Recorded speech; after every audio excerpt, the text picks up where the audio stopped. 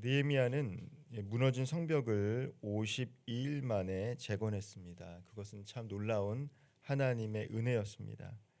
그러나 성벽이 다시 세워졌다고 해서 모든 것이 다 회복되는 것은 아니었습니다. 진정한 회복은 그 안에 거할 사람들, 곧 하나님을 예배하고 예루살렘을 지켜낼 백성들 또한 있어야 했습니다. 그러나 현실은 조금 달랐습니다. 많은 백성이 예루살렘보다는 자기들의 성읍과 예루살렘 그 주변에 있던 지역에 거주하길 원했습니다.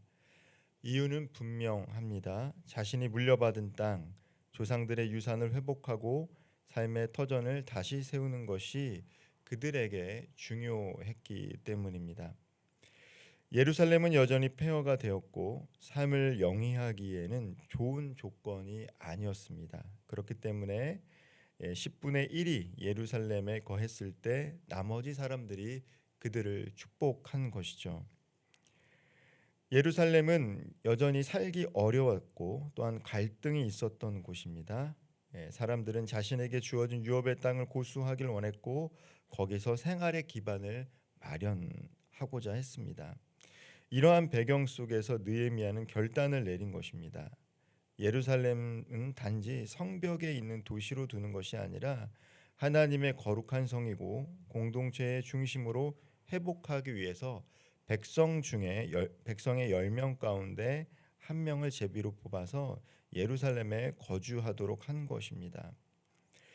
제비로 뽑힌 이들이 자원하여 순종합니다. 그리고 백성들은 이들에게 복을 빕니다. 왜냐하면 그들이 하나님의 도성을 예루살렘 성을 세우는 귀한 사명을 감당하기 위해 자신들의 안정을 포기하고 나섰기 때문입니다. 본문 1절에서 예루살렘 성을 거룩한 성이라고 부르고 있습니다. 이것은 포로기 이후 예루살렘에 대해 가지고 있는 새로운 인식이기도 합니다. 포로가 되어서 돌아와 보니 예루살렘 성이 정말 하나님의 영이 거하는 거룩한 성이구나라는 것들을 포로기 이후 이스라엘 백성들이 인식했다라는 것이죠. 단지 그들의 수도가 아니라 하나님의 임재와 언약이 깃든 거룩한 성소가 된 것입니다. 그러기에 예루살렘에 거주한다라는 것은 단순한 이사가 아니라 신앙 공동체의 중심에서 헌신하는 행위이기도 합니다. 오늘 본문 3절부터 24절까지는 예루살렘에 거주한 사람들에 대한 명단이 기록이 되어 있습니다. 발음하기도 어렵고 낯선 이름들이 이 명단, 특별히 가계도가 기록이 되어 있는데 읽다 보면 쉽게 지나칠 수 있습니다. 그러나 우리는 이 명단 속에서 하나님 나라를 세워가는 실제적인 헌신된 사람들의 이름을 다시 한번 읽어볼 수 있는 것이죠. 본문은 이들을 그룹별로 나누어 소개합니다. 특별히 지도자 그룹, 그리고 유다 자손, 베냐민 자손, 제사장, 레위인, 성전 봉사자, 문지기, 노래하는 자들, 심지어 솔로몬 신하들의 자손까지 다양한 계층들의 이름을 언급하고 있습니다. 눈여겨볼 점은 이 명단에는 단지 종교 지도자들만 있는 것이 아니다라는 것이죠. 평범한 사람들, 백성들도 그들과 함께 있었다라는 것입니다. 즉 예루살렘 성은 특정 계층만 있던 성이 아닌 것입니다. 모든 계층의 백성이 함께 세워져 갔던 거룩한 성이었습니다. 누군가는 제사를 드리고 누군가는 찬양하고 또 누군가는 문을 지키며 다른 이는 행정과 감독의 역할을 감당했습니다. 서로의 역할이 다르지만 그 중심에는 하나님의 성을 지키고 세우는 헌신된 자들이 있었다라는 것을 오늘 본문은 우리들에게 증거하고 있는 것입니다. 특별히 본문 6절과 14절에는 용사들이라는 표현이 등장합니다. 용사들이라는 표현을 쓰고 있어요. 이 말은 단순히 군사적인 의미에서 용사를 뜻하는 것은 아닙니다.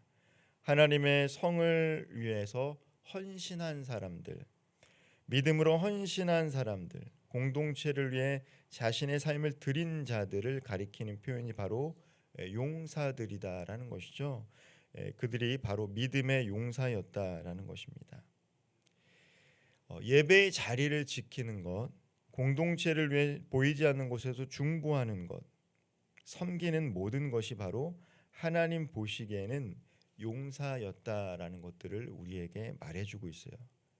무너져 갔던 것들을 다시 세우고 그 자리를 지키는 사람들이 바로 용사였다라는 것이죠.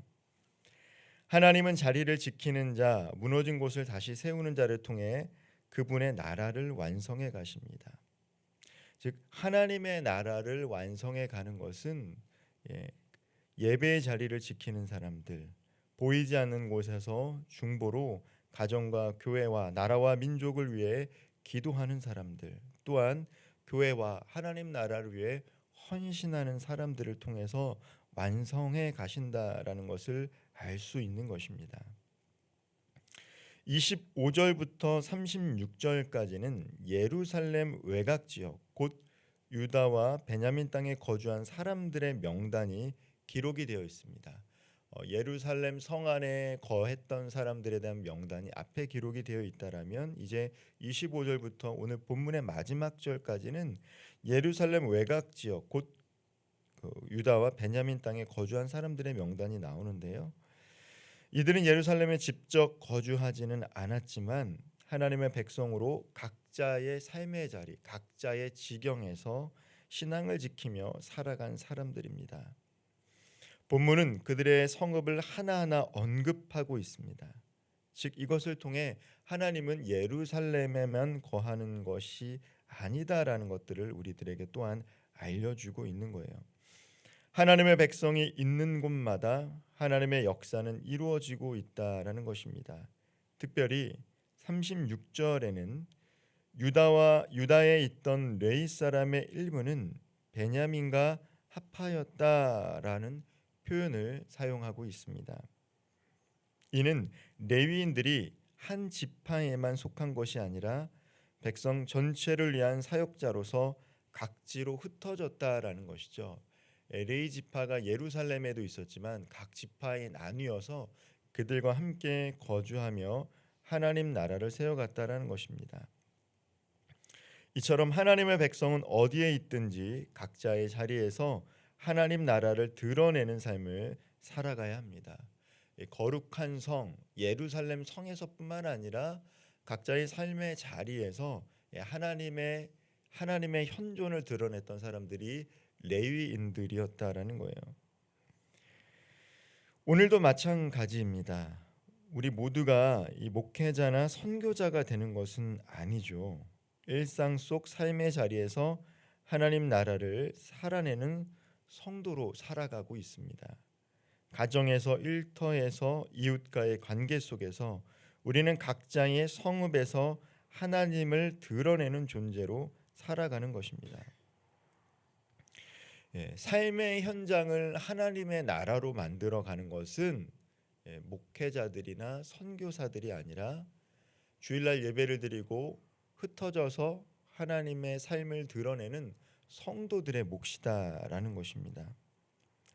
사랑하는 성도 여러분, 느헤미야 11장은요 단순한 역사적 기록이 아니에요. 오늘 우리에게도 매우 중요한 신앙의 도전을 주고 있습니다.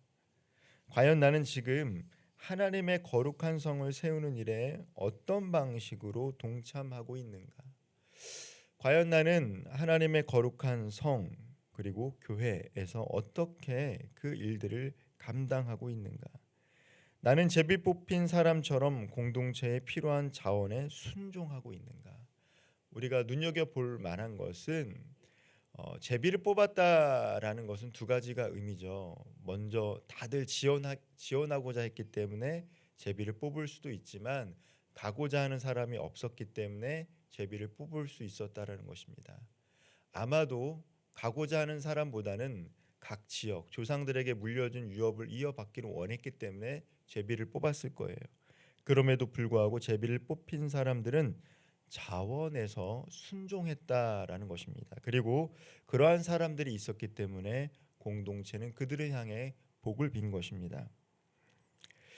예루살렘 밖에서 하나님의 뜻을 이루기 위해 나 자신의 삶을 드리고 있는가? 즉 교회뿐만 아니라 내가 살아가고 있는 삶의 현장, 그곳에서 하나님의 뜻을, 하나님의 현존을 드러내는 삶을 살아가고 있는가 우리를 생각해 볼 수 있습니다.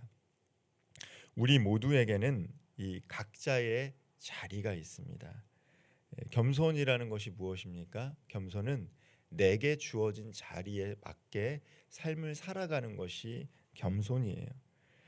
어떤 분은 교회에서 리더로, 어떤 분은 찬양하는 분으로, 어떤 분은 성전, 즉 교회를 섬기는 분으로, 말씀을 가르치는 자로, 기도하는 중보자로 다양한 모습으로 존재합니다. 중요한 것은 우리 모두가 하나님 나라를 세워가는 동역자다라는 사실인 것이죠. 세상은 점점 개인의 안위와 평안함만을 추구합니다. 그러나 하나님은 여전히 자원하는 마음으로 헌신하는 자들을 찾고 계십니다. 예수님께서 제자들에게 말씀하셨던 것처럼 추수할 때가 가까웠지만 추수꾼이 없는 것이죠. 헌신한 자를 여전히 하나님은 찾고 계세요.